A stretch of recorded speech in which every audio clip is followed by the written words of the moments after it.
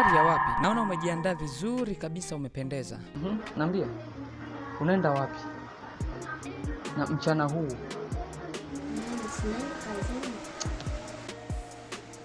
Unaenda kazini? Kazini? Aliyekupa ruhusa ya kwenda kazini?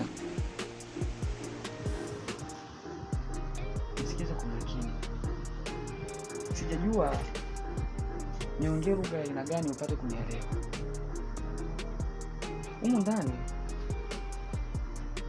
sijajua kwamba wote sijui ni wanaume sasa hivi. Nishakwambia masuala ya kazi humu ndani mimi ndo ninayepambania kila kitu. Wewe asubuhi unjai, unakula mchana na unavaa, unalala pazuri. Sasa tatizo masuala unaanza kuangalia masuala ya kazi. Kazi inakusaidia nini? Mimi nashindwa kuelewa. Nisikize kwa makini mke wangu. Naomba ujaribu kunielewa hiki kitu nakwambia. Sitaki tena, sitaki kusikia umsamiati na siku kwenda kufanya kazi. Mnatoka hapo, unaweza kaenda kwa nje mkaanza kufanya mambo yenu ya ajabu ambayo mimi hata sielewi. Hivi kazi umekutana na mashosti huko, sijui marafiki, mnaanza kuambizana ujinga. Na hicho ndio kitu ambacho mimi nakiavoid siku zote kwenye maisha yangu. Sipendi ujinga mke wangu. Huko nje kuna wajinga, mtaanza unajua sijui sasa hivi ukitaka sijui mapenzi, sijui kuwa na mwanaume sijui hivi na hivi, sijui kidumu kimoja. Hizo habari nyinyi wanawake sipendi. Nacheka. Naona mwanangu sasa hivi niko kazini. Yaani mume wangu bwana, yaani ulikuwa unafoka, kumbe ni swala la kwenda kazini. Kwa hiyo unajiona dogo, si ndio? Ndio, ni jambo kubwa sana, labda nimefanyaje, kumbe ni kwenda kazini tu. Naona panic. Kwa hiyo unajiona dogo. Hali yako mimi nilikuwa nimeshakwambia tayari. Ndio, hiyo sio swala jambo kubwa la kupanic hivyo. Lazima nifanye kazi ili tusaidiane. Tusaidiane. Sawa. Sikiza mke wangu, mimi sio kama nakukataza kufanya kazi hivi. Kila nyinyi wanawake mkutana huko, mnafundishanaga mambo yaeleweki. Na hicho ndio kitu ambacho mimi nakiavoid hapa ndani. Sitaki vurugu. Lakini sawa mume wangu, nahitaji kufanya kazi, kuna siku utakuja kuumwa. Unategemea itakuwaje na mimi nakutegemea wewe. Lazima tusaidiane ili siku hata ukiumwa siwezi kukusumbua. Mke wangu unachokisema ni kweli, lakini issue ni kwamba, hofu yangu ni kwamba kama nilivyokuambia hapa, mimi wanawake mfundishanaga vitu vya ajabu. Of course mimi ninavyojua huko kazini nitaenda sawa. Naamini hautakuwa peke yako. Mtakutana na marafiki, mtaanza kufundishana vitu havieleweki. Na ndo kama sasa hivi misemo imetapakaa. Unajua sijui mapenzi, sijui kuwa na ndoo kichwani na kidumu kimoja. Hizo mambo mimi sitaki kabisa katika maisha yangu.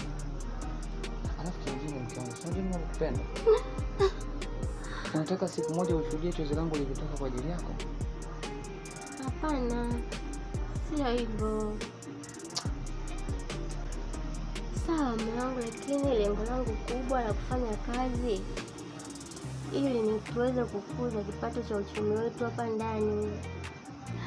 Lakini pia mume wangu, hivi ushasikia kwamba kuna malkia wa nguvu? Malkia wa nguvu?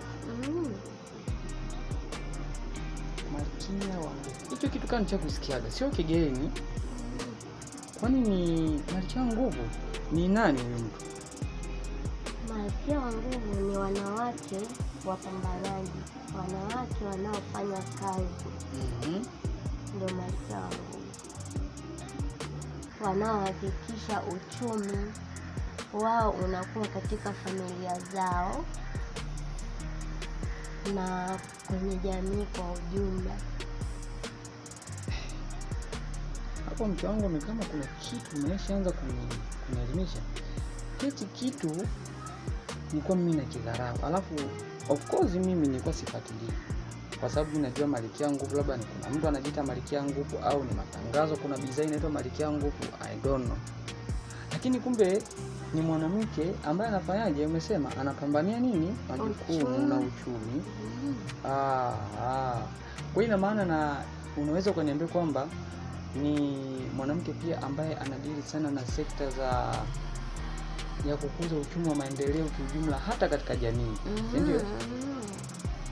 Sasa hiki ndio kitu ambacho mimi nilikuwa nakitamani sana kukijua, na kitu ambacho nilikuwa naomba hata Mungu angewapatia akili wanawake ya staili hiyo, kwa sababu kuna wanawake mengine, mke wangu, lingine linadangia huko, wengine wanafanya vitu vya ajabu mpaka unajiuliza, kuna wanawake wanakuwa wanafanya vitu vya ajabu. Mke wangu, sikupiki, nimekuelewa sana. Pia kitu kingine, na nyinyi wanaume pia muwe chachu kwa wake zenu. Tatizo sasa, mke wangu, tunaweza tukawa chachu kwa wake zetu labda katika kukuza uchumi wa wanawake zetu, lakini nyinyi wanawake, ukweli kabisa, mkishapata pesa huwa mnaaminiji kwamba pesa ndio inawatosha kuliko chochote kile, kuliko hata mwanaume. Wanawake wengi nimeshuhudia wakishapata uchumi mkubwa wanawadharau wanaume zao. Sio kweli? Mimi nakwambia sasa, ninakupa mfano. Kama kuna mwimbaji fulani hivi alipoinuka kiuchumi, akaenda kwa mume wake akamwambia, mimi kwanza leo wewe sio mume wangu tena, afu kwa sababu ambayo haijulikani. Kwa haya mambo ndo mimi nayaogopa. Na sio mimi peke yangu, naweza nikasema hata wanaume wenzangu wengi wanaogopa hichi kitu. Hapana, sio wanawake wote. Mwanamke lazima ajitambue, ajielewe anachokifanya, anafanya nini kwenye familia yake.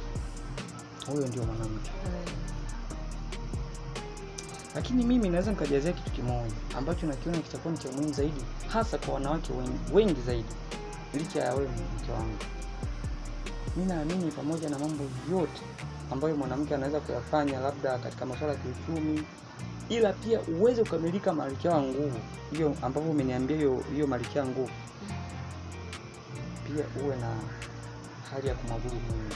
Itasaidia sana. Ndio. Sasa mke wangu, nakuruhusu ende kazini. Na mimi mke wangu najitambua sana.